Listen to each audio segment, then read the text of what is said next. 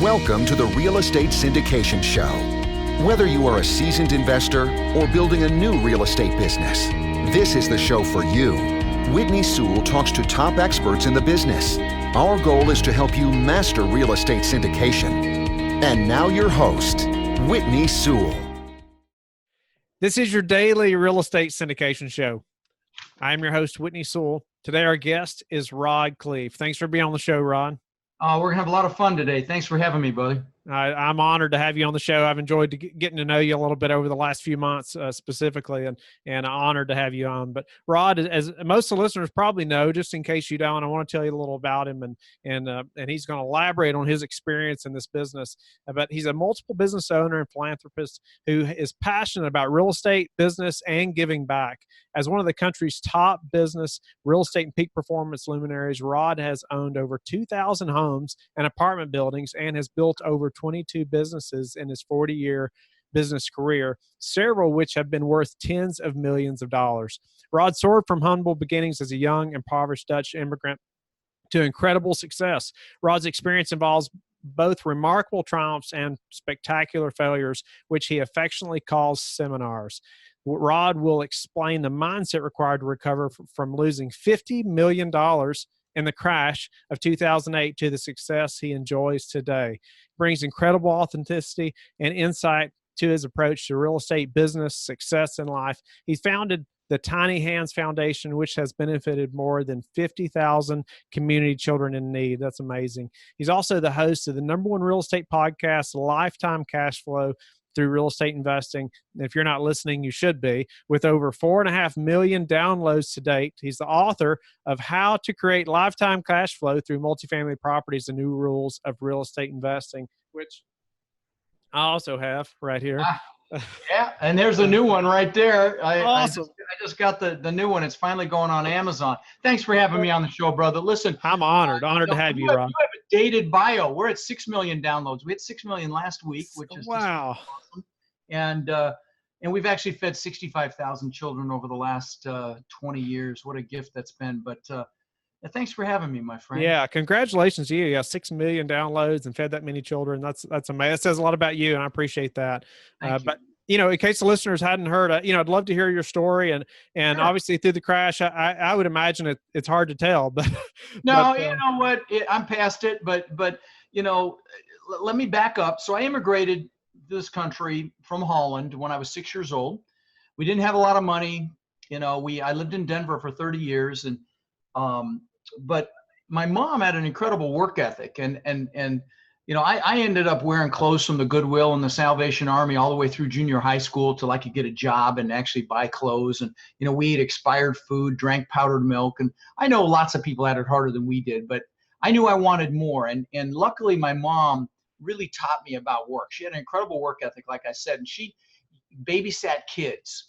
And with her babysitting money, she bought the house across the street when I was 14. And when I was 17, she told me she made $20,000 on it in her sleep. It had gone up in value $20,000. I'm like, what? I'm getting into real estate. Good God, that's incredible.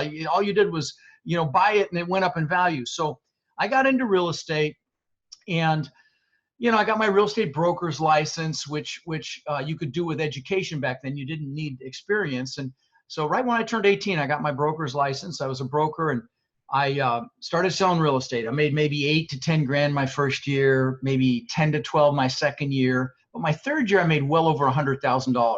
So what happened between year 2 and 3? Well, what happened was I met a guy that taught me about mindset and psychology, and how really 80% of your success in anything is your mindset and your psychology. And, fast forward to today, like you said, I've owned over 2,000 houses, multiple apartment complexes. In fact, we just bought 1,000 doors in the last 120 days. So it's been crazy. But in 2006, my net worth went up $16 million while I slept. And, if you want to do the math on that, it's about $8,000 an hour over a 40-hour work week, which of course I did, but whenever something like that happens, there's a tendency to get a big head. And I thought I was a real estate god. I could barely fit my head through the door. It was actually 17 million. Now think about it, 17 million while I slept.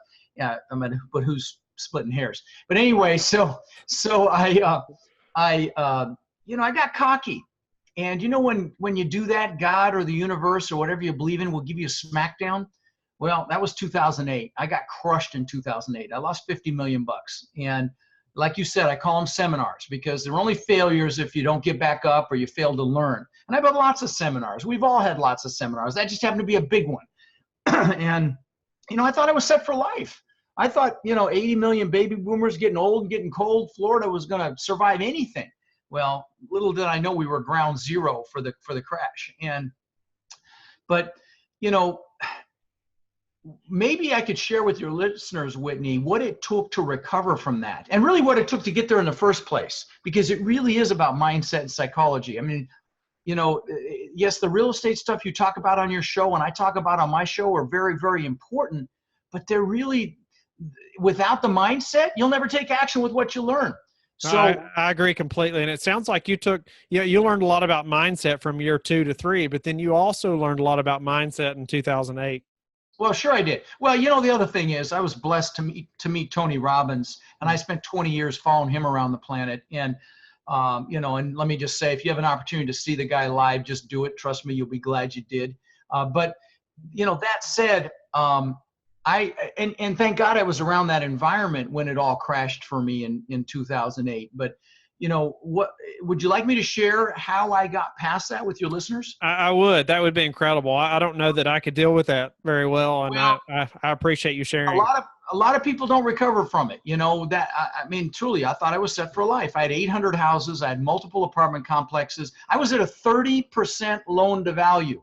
Okay. Wow. That's all I owed was 30 cents on every dollar, and I still crashed and burned. And the reason being, a lot of people ask why. Well, 800 houses, I had 800 houses, 2 hours one direction, 2 hours the other direction, everywhere in between. And they were up and down the Gulf Coast of Florida. And, Florida has no state income tax, so the property taxes are higher here. Additionally, a lot of my properties were in wind and flood zones, so the insurance was higher, all of which impacts cash flow. But the biggest thing was logistics. Coupled with the fact that a lot of my residents were in construction and, in C-class houses and which fell off a cliff in 2008. But the biggest thing was logistics. If I sent a maintenance guy to one of my apartment complexes to fix something, everything's the same. So you can stockpile parts, plumbing parts, appliance parts, HVAC parts. Everything's the same. It's very easy. Door hardware, everything. And so I could send a maintenance guy and he could be in and out in an hour. But if I sent him to one of my houses, it could be an hour away. So there's 2 hours eaten up. And then they get there and everything's different. So they have to assess what's wrong. Then they've got to find a Lowe's or a Home Depot, which could be 30 minutes away, and buy the parts. And then they get back, and you know how things go. Then they realize they've missed something. They got to go back and get something else. And what takes an hour or 30 minutes to an hour in one of my apartment complexes took all day at one of my houses. And you multiply that times 800 and everything else I just mentioned, it was just the perfect storm. But that's why I crashed. But how did I get back from it? Here's how I got back. Knowing what it is that I want and wanted and why I wanted it. And so at my live events, I've got one, as you know, coming up in Baltimore. At my live events, one of the first things we do is a goal setting workshop. And if you like, I'll just take literally 2 minutes and explain it to your listeners so they can do it at home. Let me do that. All right. So what you do, guys, is you pick an hour when you have, because let me just pre-frame this by saying this. Most people spend more time planning Christmas or a birthday than they do designing their lives, okay? And if you don't know what it is you want, how the heck are you ever going to get it? You need crystal clear clarity on what it is that you want. And this is how I recovered, was remembering what I wanted and then why I wanted it. So here's the process. Pick an hour when you're uninterrupted. And, don't do it right after a meal. Make sure you're well hydrated. You drink a lot of water. And sit down and write down everything you could ever possibly want in life, okay?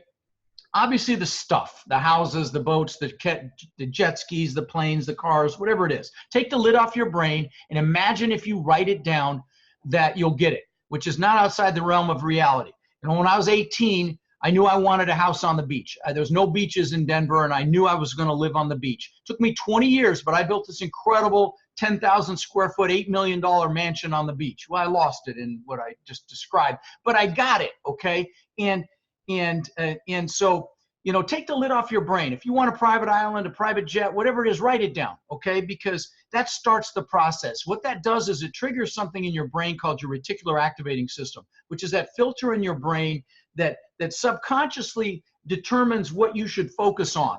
And what you kind of see. And it's subconscious. A great example is when you first buy a car. You don't really notice them, but when you buy the car, you see them everywhere. And that's your reticular activating system working. And so writing your goals down triggers that.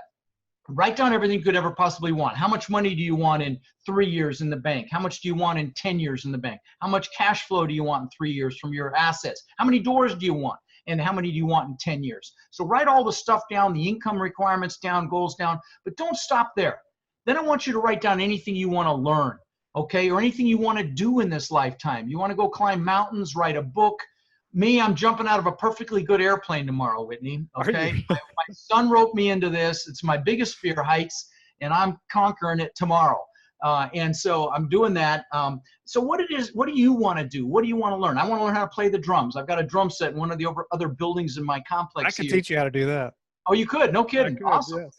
Yeah, because I don't even know what end of the stick to use yet, but I'm going to learn. I've got great rhythm, and I'd love to play the drums. So I'm going to do that. My wife bought me the set. I just don't know how to use it.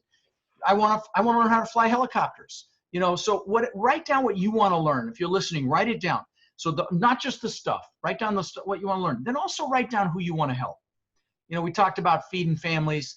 Who do you want to do something for? I bought my parents a house on a canal here in Florida when they were alive. I bought them a car, took them on cruises. Well, who do you want to do something for? Children. Guys, this is the fuel, okay, that gets you up early, in the morning, keeps you up late at night to take massive action. So write it all down. And who you want to help, your children, your family, your friends, the community, elderly, children in general, animals, whatever it is. All right. Then once you're done, I want you then to put a number by each goal because it's not real until it's measurable. So put a number by each goal, how many years it's going to take you to achieve it. And just use a 1, a 3, a 5, even a 10 or a 20. But put a number by each goal. Don't overthink it, and you just guess. And then and just remember though one thing: as human beings, we will overestimate what we can do in a year and massively underestimate what we can do in a decade. Like I said, that house on the beach was unthinkable when I was 18, 19, 20 years old. But it's just a matter of focus and massive action. So any goal is attainable. So put a number on each goal. Then the next thing I want you to do is pick your number one goal, that juiciest goal. I mean, if you get this goal, I'd be, oh my God, this is amazing. That goal, pick that goal. Okay. And if there's 2 or 3 of them, just pick one. It won't matter for what we're going to do next. If there are 2 or 3 equally exciting, pick, one of your top, most amazing, incredible goals and put it on a separate sheet of paper. Also pick 3 one-year goals and put those on a separate sheet of paper. Okay, so you've got 4 goals on a separate sheet of paper. And this is where most people stop. In fact, most people don't even get this far. And like I said, people spend more time planning Christmas than they do thinking about their lives. But so you've got these 4 goals on a separate sheet of paper. Now, the goals are important. They will drive you. They will push you, pull you, propel you. But what really motivates you and gets you to take action is why those goals are a must. So I want you to write a paragraph for each one, why it's an absolute freaking must for you to get it, okay? And use emotionally charged words like incredible and massive and amazing. Because words are incredibly powerful. Use them, okay? So I can show my kids what success looks like. So I can show my wife or husband what success looks like. So we can have freedom to do whatever we want. Go wherever we want. Do it whenever we want. Bring whoever we want. Whatever it is for you, write it down. The why. Because it's the why that's going to juice you. And again, this is the fuel. This is what got me out from underneath a rock after a couple months in 2008 and 9 when I got crushed. Okay, this is what got me there to that kind of a net worth to begin with, was focusing on what I want and why I wanted it. So write the why down. And again, use other people. We'll do more for others than we'll do for ourselves. So that my kids can have, so I can spend more time with them, so I can have the freedom to do what I want. So we can go on trips, whatever it is, write it down. And by the way, you should have in your goals, you should have written down places you want to go and visit and all that. I've got a vision board behind me here that's got it's my travel vision board. But anyway, so once you're done with writing your positive reasons why it's an absolute must for you to achieve that goal, I want you to put some pain in there. And we're almost done. So that's one of the last steps, is put some pain in there if you don't achieve the goal, okay? Because as human beings, we will do more to avoid pain than gain pleasure, Whitney. So I would, put in there, so I don't feel like a failure. So I don't live a life of regret. So I don't fail my children. So I don't fail my spouse. I mean, make it harsh. I know it sounds harsh, but again, this is the fuel, because we're going to, we want to do anything we can to avoid that happening. So put some pain in there. There was a nurse in Australia that wrote a book called The 5 Regrets of Dying. And what this nurse did was interview hospice patients and ask them what their regrets were. And you know what the number one regret was?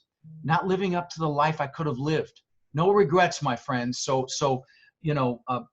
this is how you avoid regret, by making sure you know exactly what it is you want with clarity. Clarity is power, and then knowing why you want it. The last piece, and this is an important piece, you've written down the goals and the whys, is you must, and I would actually do one more piece.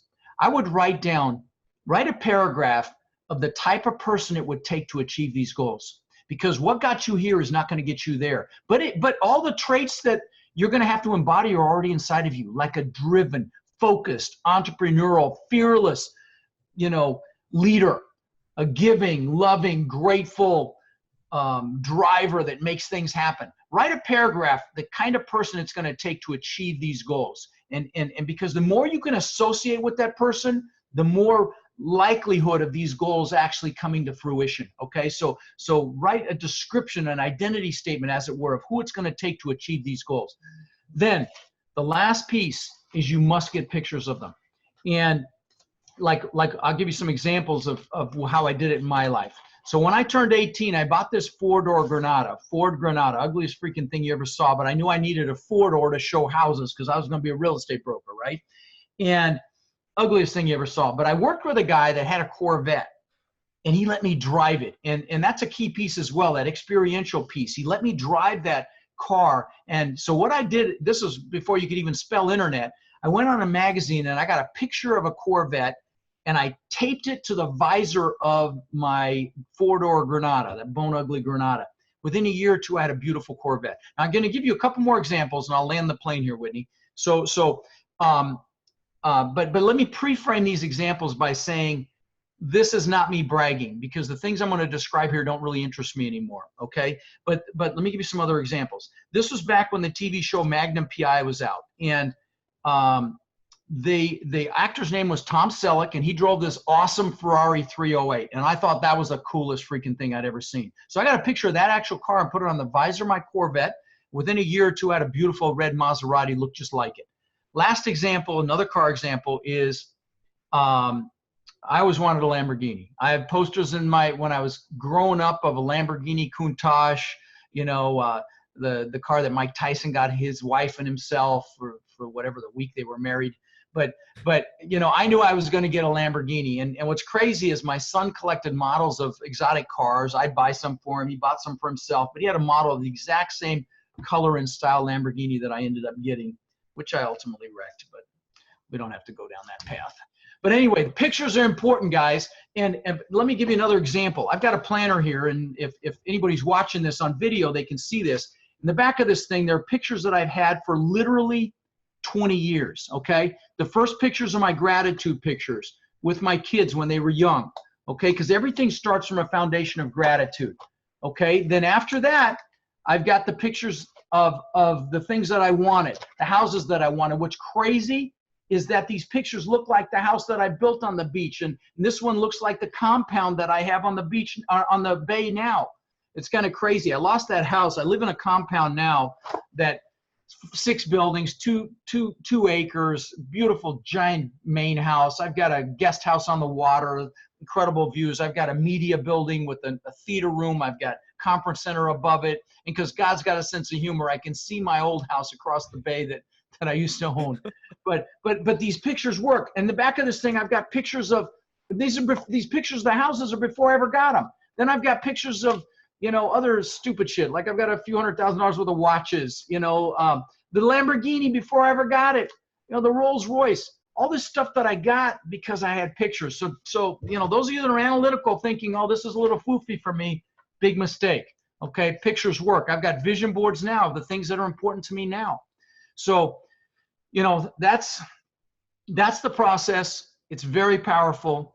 And, Grant Cardone, who I've interviewed on my show a couple of times, it talks about writing your goals down every morning, every night. That may be overkill, but it is important to stay associated with them and do them regularly because they evolve over time. And, but that's how you get what you want, guys, is it's really not so much about the technical. It's about being motivated enough to take action and push through fear and push through limiting beliefs. And frankly, to get uncomfortable. Comfort zone's a warm place, but nothing freaking grows there. So you got to get uncomfortable. So you did so 2008 crash. Then you said a couple months. It took you in a couple of months' time. You did this, or I was underneath the rock. I was underneath the rock, one little eyeball popping out because I was going to say that's where I would be. Fear and stress, and I lost it all. It was freaking painful. But then I pulled myself up, said, quit being a little wuss and focus. Remember because guys, where focus goes, energy flows. If you focus on debt, like losing, if you want to focus on getting rid of debt, what do you think is going to build? Okay. You need to focus on the income to eliminate the debt. So be very careful how you articulate what you're going to focus on. And so I knew I needed to focus on what I wanted, not what I didn't want. So that's what I did. I don't know if I know of anyone who's lost that much, but then come back to where you're at. I mean, you've done amazing things, and thank you. Well, and it's, of course, it's easier the second time around, but let me add one little caveat on the goal thing that's kind of important. About 2 months after I built that house on the beach, this place was incredible, 10,000 square feet, giant spiral staircase up through the middle. On the second floor, I had these aquariums that were 20 feet long, curved around the staircase, custom made. It was $200,000 just for the freaking aquariums. Okay. I owned the beach on one side. I had the boathouse on the backside, an elevator. I had a waterfall from the second floor into the pool, giant waterfall, just incredible. I could go on and on. But the point is, 2 months after I built this thing that I'd worked on for 20 years, that I knew I wanted for 20 years, I'm floating in the pool at night. My family's inside sleeping, and warm water, and the pool's changing colors at night. And I'm looking up at this giant testament to my ego, which is really what it was. Okay. It was a house. It was something I did to prove to the world I was good enough. I'm looking up at this thing that I built, and I got depressed. I got really depressed, and not just feeling bad. I got depressed. So I'm like, what the hell's going on? And when I look back on it, there were two things that were happening, Whitney. One was, and this is what I want to share with your listeners here, and that is, never achieve a big goal without having other goals lined up behind it. Like the good book says, without a vision, the people perish. You need a vision for the future, and I didn't have that. So very important that you make sure you have other goals lined up. But the second more bigger thing was I'd been totally focused on Rod. Okay, Rod, show the world I'm good enough. Proved, which was stuff that from my childhood, getting picked on and stuff that I had to, prove something. It's just, stupid stuff that a lot of us face. And but I went and saw Tony Robbins that year and saw that he fed families for the holidays. And like you mentioned, that year I fed 5 families, and it changed my life. And now I've fed 65,000 children over the holidays. I've done, 20,000 backpacks filled with school supplies. I've done 20,000 teddy bears to local police departments for officers to keep in their cars when they encounter a child that's been traumatized. It's been my greatest gift in life. See, I was successful, but I was unfulfilled. And there's a big difference between the two. Tony calls it the art of achievement versus the science of achievement versus the art of fulfillment. And, because the achievement is a science, the fulfillment is an art. And so if you're listening, and I've interviewed people on my show, mega millionaires that I can recognize, or where I was back then. They were totally focused on themselves. So they're not happy. And success without that piece is not real success, Whitney. So I just want to share that with your listeners. I know if you're listening to Whitney or watching Whitney, you want financial success. But I'm here to tell you that without that piece, it's not success. And what a blessing! What a blessing that you were able to realize that. Yeah. Now I get into all this in great detail, at my live events, and I'd love to put a plug in for my next one if you don't mind. Sure. No, please do. Baltimore, September 27, 28, 29th. And if one of your listeners puts in, I'll give you a code. It's Whitney. And if they put in that code Whitney, they'll get $100 off. And it's cheap anyway. It's so ridiculously reasonable. It's me teaching for 3 days. You've been to one of my events, haven't you? Oh, yes. Yes, of course. Yeah, Okay. very worthwhile. It's the best money you'll spend learning how to get into this industry. Thank you, buddy. I appreciate that. And So so Rod, it's just rodinbaltimore.com is the website. Or they can text the word multifamily to 41411 and we'll send the information. Just remember, use that code Whitney for $100 off. awesome. And it's just me training, as you know, Whitney, for 3 days. There's no outside speakers coming in to sell stuff. So would love to add value. And the last thing I want to say is, you guys listening, you are who you hang around with. And, so make sure you're going to real estate meetup groups. I've got an incredible Facebook group. It's almost 28,000 people in there now. And if you go to multifamilycommunity.com, it's a direct link to that group. And it just, there's no promotion allowed in there. So it's just education. So it's just a great place to learn and be around people that want more, which is critical, because you're going to end up being the sum total of the 5 people you hang around with, as you know, on every level: health, happiness, and of course, financially. So very important that surround yourself with people that want more. So Rod, besides the mindset, what as far as in the industry itself, what are you doing different now than you were, before 2000? That's why I started my podcast. Okay, was to show, because if I'd just been in multifamily, I would have survived. My multifamily did just fine. My mistake was I cross-collateralized my apartment buildings with my houses. I lumped them into the same loans, so I lost it all.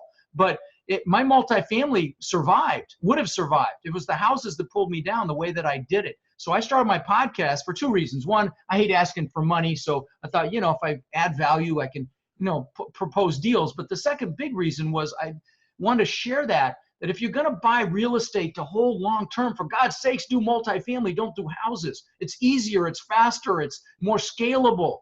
It's the same amount of work for a 10 unit as it is for a house. It's like, duh. Plus as a multifamily, as you guys know, it's a team sport. So you can raise all the money, you put a team together, and you can do it. And even if you have got no money, you have got no credit, you have no experience, put a team together to get it done. It's why we love this business, right? Right, Whitney? I agree completely. Yeah. And so going forward, it's only multifamily, and you're syndicating large deals. How many units in the last few months, did you say? I've done 1,000. Actually, 900 in the last 120 days, 1,000 in the last 6 months. And we're going to do another 1,000 before the end of the month. Lots of people submit deals to us. I've got a whole coaching program. A lot of our coaching students submit deals. And then, I'm in tens of thousands of ears every week. So if I put it out on my podcast, hey, we've got a deal, our dance card gets pretty full. And we're very, very conservative on our deals. If someone's listening and they're accredited, they want to talk to us, it's text partner to 41411. We'll get you on our calendar. But we'll do deals at 65% loan to value. We'll put $1 million in an operating reserve, just a rainy day fund. We're very, very conservative in our investments, but we only deal with accredited investors. So if you're not accredited, I can't work with you. But if you're accredited, definitely reach out or go to remcapitalpartners.com, and that's our website for our deal. That's awesome. Any other ways, like you just mentioned, where you all are being as conservative as possible and safeguarding? Yeah, our stress testing is incredibly stringent. If a property won't stand on its own day one at 25% vacant, we don't do it. If it won't stand on its own at 35% vacant in 5 years, we won't do it. If the numbers don't make sense with a 1% bump in the exit cap, the cap rate when we sell, we won't do it. So this and on and on. And Robert, my CFO, he's a CPA and he's done hundreds of millions of dollars worth of deals. He's the numbers guy. I can read a financial. I'm pretty good at it, but I don't love it. And so he does a lot of our evaluation, and we're actually in the process of hiring some people on our asset management team, and to help with the frontline due diligence, researching prospective deals. But I'm just blessed because, this whole ecosystem is being created by my live events. I had 600 people in Denver. It was kind of cool because my mom was there. She's in an assisted living and she was in a front row in a wheelchair, and I'm behind the curtain crying because she's the reason I did this. And I had 600 people there. It was amazing. But this whole, and almost half of them had been to one of my events before because they know to keep coming back because it's a team sport.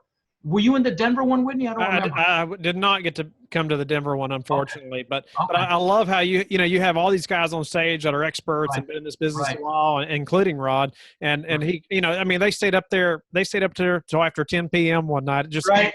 And we bring a bar in. It gets pretty ugly by about 10 o'clock. But I usually have about $1 billion and a half on stage doing Q&A. I was impressed on Saturday night. Thank you, buddy. Yeah, those are all people that are in my mastermind. It's a lot of fun. But what's a way that you all have improved your business lately, your syndication business, that we could all apply to ours? Oh gosh, improved it lately. Well, we found a really good portal. I don't want to plug it yet, though. It's with one of my coaches. I don't want to plug it till we know that we love it. But we've got a portal that we think we really like. To communicate with our investors, and there are expensive ones out there.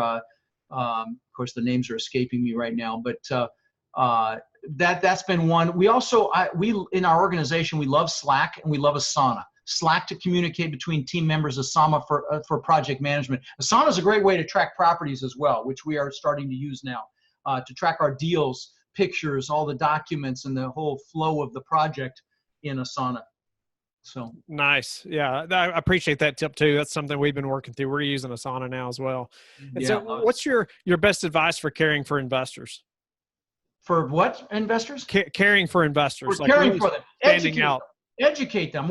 I spend so much time on webinars, educating them on the behind the scenes stuff. There's so many little nuances I can't teach from stage. So our investors get an education via just investing with us. And so, I do webinars.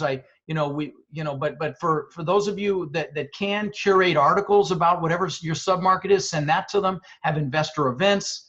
And we're behind the 8 ball on those two things. We need to do both those things. We just been so busy acquiring, but I do, focus on the education piece. And so it's not just telling them about the property. It's why we're doing what we're doing, the little nuances of what we're doing. So that's the best way to keep education is where it's at. I mean, if someone's going to invest their hard-earned money, they should learn what it is they're investing in.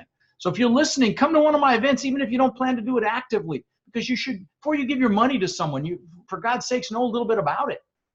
That's right. Use the code Whitney and get $100 off. There you go. There you go. Unfortunately, we're about out of time, but I really appreciate you sharing your story. It's an amazing story of losing it all, coming back. I mean, the way you've done it, it's amazing. And so many of us can learn so much from it. And I hope everybody will go to his event. Rod, any other way that people should be able to get in touch? So Rod in Baltimore is the event. My website has tons of free stuff, free books, free articles, free videos. It's rodkhleif.com, RODKHLEI, Frank.com. By the way, I've got a due diligence checklist on there that humbly is the best in the business. It's free. For God's sakes, just go get it. Trust me. If you're evaluating a property, it asks every question, looks under every rock. So just go get that, rodkhleif.com. And that's all I got. I ask every guest how they give back, but you nailed it. We've covered that. Unless there's some other way you want to talk about how you give back. It's been amazing. There was a kid they found wandering down a big street here in Sarasota. And they didn't know who the parents were. They found the parents after about 3 hours, but they had a picture of him in the paper, and he had one of our bears in his arm, which was really cool, really validated what we do. But wow. Yeah. Wow. Rod, thank you so much. I appreciate your time so much. Appreciate you being on the show and providing value to so many. I appreciate the listeners being with us today and every day. I hope you'll go to LifeBridge Capital and also connect with me. Happy to help you any way I can. Go to the Real Estate Syndication Show on Facebook so we can all learn from experts like Rod and grow our businesses together. We will talk to each of you tomorrow. Thank you for listening to the Real Estate Syndication Show, brought to you by LifeBridge Capital. LifeBridge Capital works with investors nationwide to invest in real estate, while also donating 50% of its profits to assist parents who are committing to adoption. LifeBridge Capital, making a difference, one investor and one child at a time.